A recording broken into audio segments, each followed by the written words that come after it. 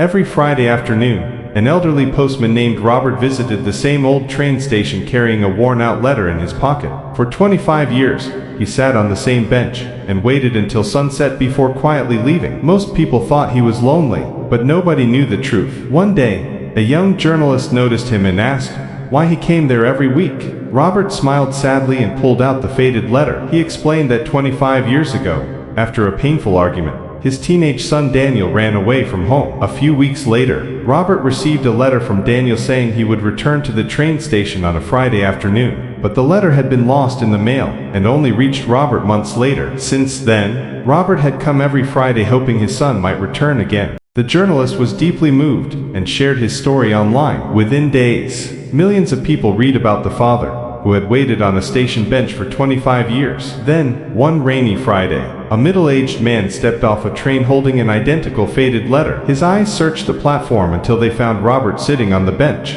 Robert looked up and froze. The man slowly walked toward him and whispered, "Dad, I came back." Tears filled Robert's eyes as he stood trembling. Neither spoke for several seconds before embracing tightly. The entire station fell silent. Some passengers cried while others quietly watched the emotional reunion. Daniel explained that life had taken him far away and shame had stopped him from returning sooner, but he had never forgotten his father. As the sun set behind the station, father and son sat together on the old bench, finally making up for 25 years of lost time, proving that love can survive even the longest separation.